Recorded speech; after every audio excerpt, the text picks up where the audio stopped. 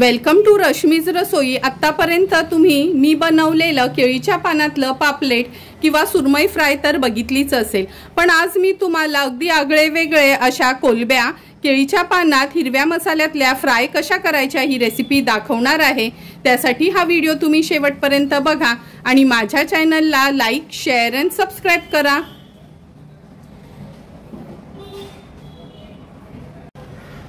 आज आपण केळीच्या पानातले ठेचा प्रॉन्स बनवणार आहोत। त्यासाठी अर्धा किलो ह्या कोलब्या घेतल्या आहेत। थोडी ना मोठ्या साईजच्याच कोलब्या घ्यायच्या, म्हणजे तळल्यावर पण ते अगदी छोट्याशा होत नाहीत। नंतर त्याच्यासाठी एक ठेचा बनवणार आहोत। त्याकरता आपण खूप सारी कोथिंबीर घेतली आहे, मूठभर पुदिना, 5 ते 6 हिरव्या मिरच्या, एक लिंब वापरणार आहोत, 15 ते 20 लसणाच्या पाकळ्या, मोठासा आल्याचा तुकडा, असं ह्याचं जाडसर आपण वाटण किंवा ठेचा बनवून घेणार आहोत। अर्धा चमचा हळद, अर्धा चमचा गरम मसाला, चवीप्रमाणे मीठ आणि हे केळीचं पान वापरणार आहोत। ह्या पानामध्येच ह्या कोलब्या आपण रॅप करून फ्राय करणार आहोत।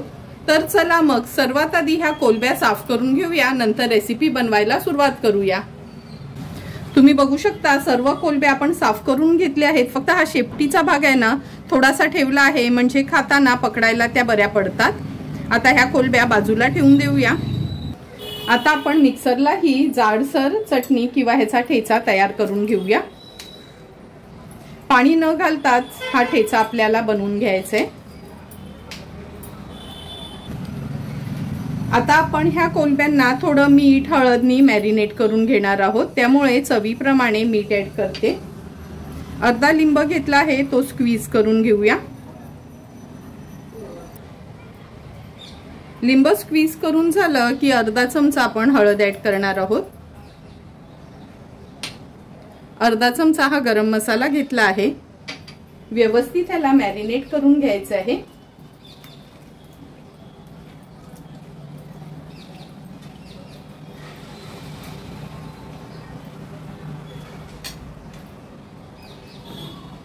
दहा मिनिटांसाठी हे आपण असंच मॅरिनेट करत ठेवूया। तोपर्यंत मिक्सरला चटणी फिरवून घेते।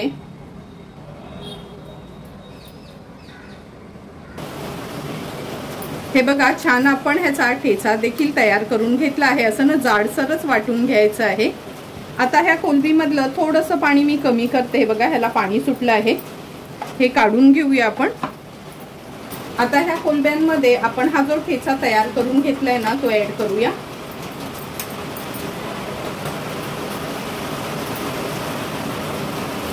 नंतर ह्याच्यावर 2 टेबलस्पून एवढं तेल घालते। व्यवस्थित कोलब्यांना मॅरिनेट करून घ्यायचंय।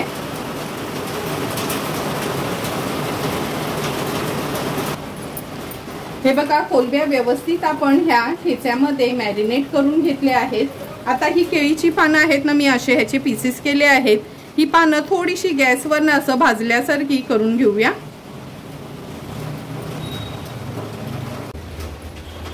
गॅस चालू करते आणि हे केळीचं पान आहे ना फक्त थोडंसं गॅसवर असं उलटपालट करून घेते, म्हणजे हे ना थोडं नरम पडतं आणि रॅप करायला पण मग इझी पडते। अशी सर्व पानं मी गॅसवर थोडीशी भाजून घेते। सर्व केळीची पानं आपण अशी ही गॅसवर थोडीशी अशी भाजल्यासारखी केली आहेत। आता हे प्रॉन्स जे आपण मॅरिनेट करून ठेवले आहेत ते ह्या केळीच्या पानात रॅप करूया। हे बघा, ह्या केळीच्या पानात आपण हे 2 प्रॉन्स ठेवले आहेत। 2 प्रॉन्स आपण ह्याला व्यवस्थित रॅप करून घेऊया। हे बघा, हे असं फोल्ड करायचंय। तुम्ही हे बांधलं तरी चालेल, नाही बांधलं तरी पण चालेल, पण एक सेफर साइड म्हणून मी ह्यांना बांधून घेते। हा आपला हाराचा धागा घेतला आहे।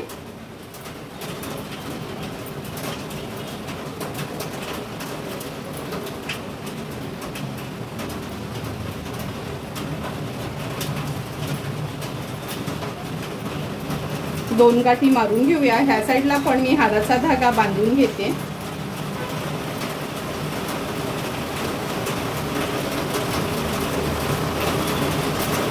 हे बघा, अशा पद्धतीने सर्व प्रॉन्स आपण केळीच्या पानांमध्ये भरून घेऊया।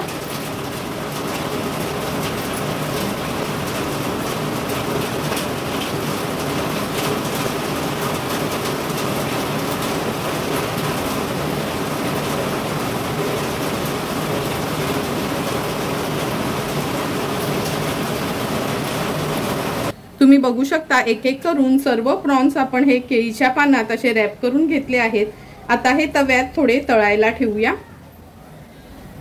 पॅन व्यवस्थित आपण तापवून घेतला आहे। 2 चमचे एवढं तेल घालणार आहोत। ह्याच्यात तेल पसरवून घ्यायचं आहे।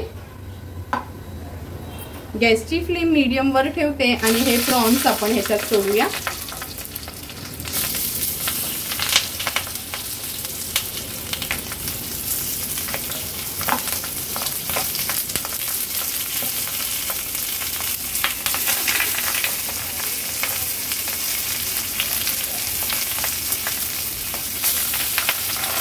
हे बघा 5 पोटल्या ह्या प्रॉन्सच्या ह्याच्यात राहिल्या आहेत।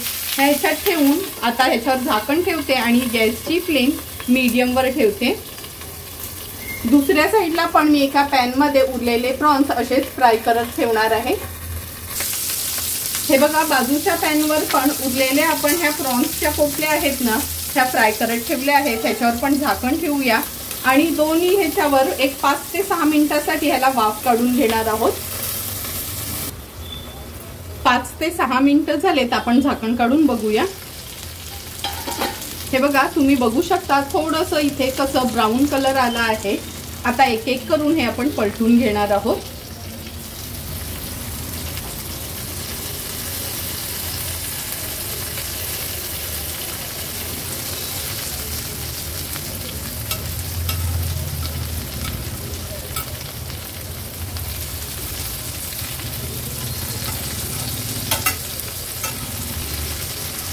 एक एक करून सर्व हे केळीच्या पानातले प्रॉन्स आपण पलटून घेतले आहेत। पुन्हा ह्याच्यावर झाकण ठेवते आणि आणखीन एक 7 ते 8 मिनिटांसाठी मीडियम फ्लेमवर आपण हे फ्राय करून घ्यायचे आहेत। आता ह्या पॅन मधले पण आपण सेम अशाच पद्धतीने पलटून घेणार आहोत। आणखीन 5 ते 6 मिनिटं झालेत। झाकण काढून बघूया। हे बघा तुम्ही बघू शकता केळीचं पान एकदम व्यवस्थित असं कुरकुरीत झाल्यासारखं झालं आहे। सर्व प्रॉन्स पुन्हा मी पलटून घेते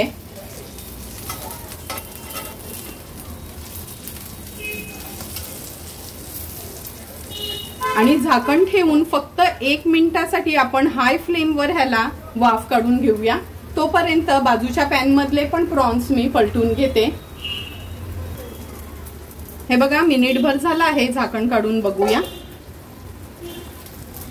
दोन्ही तव्यातले प्रॉन्स अगदी व्यवस्थित आपले फ्राय झाले आहेत।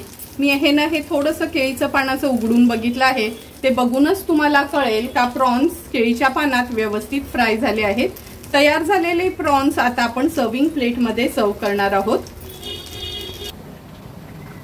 तयार झालेले हे केळीतले प्रॉन्स आपण ह्या प्लेट मध्ये अगोदर काढून घेऊया, कारण का हे थोडेसे आपल्याला ना गार करून घ्यावे लागतील म्हणजे उघडायच्या अगोदर।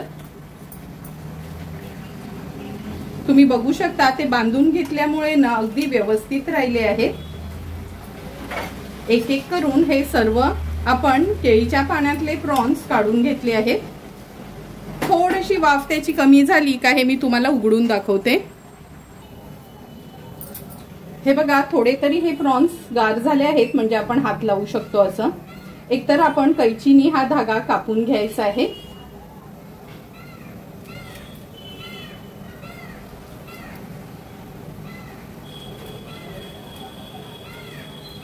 उघडून दाखवते एक मी तुम्हाला। तुम्ही बघू शकता किती सुंदर असे आपले हे प्रॉन्स फ्राय झाले आहेत। एक एक करून ही सर्व पानं मी उघडून घेते।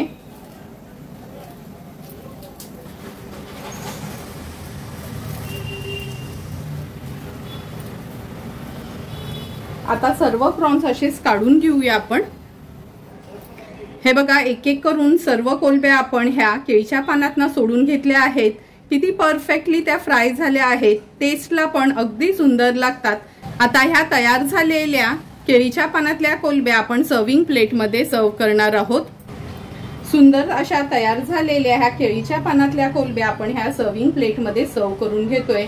तुम्ही बघितलं असेल एकदम परफेक्ट पद्धतीने ह्या कोलंब्या फ्राय झाल्या आहेत। जवळपास 12 ते 15 मिनिटं लागल्यात ह्या कोलंब्या फ्राय करण्याकरता। तुम्हाला पण जर मी बनवलेल्या ह्या केळीच्या पानातल्या कोलंब्यांची रेसिपी आवडली असेल तर तुम्ही पण नक्की स्टार्टर्स म्हणून ही रेसिपी एकदा तरी ट्राय करा आणि मला कमेंट करून सांगा की तुम्ही बनवलेल्या ह्या केळीच्या पानातल्या कोलब्या कशा झाल्यात ते। जर तुम्हाला मी बनवलेल्या ह्या केळीच्या पानातल्या कोलब्यांची रेसिपी आवडली असेल तर नक्की माझ्या चॅनलला तुम्ही लाईक, शेअर अँड सबस्क्राईब करा। Thank you for watching my video.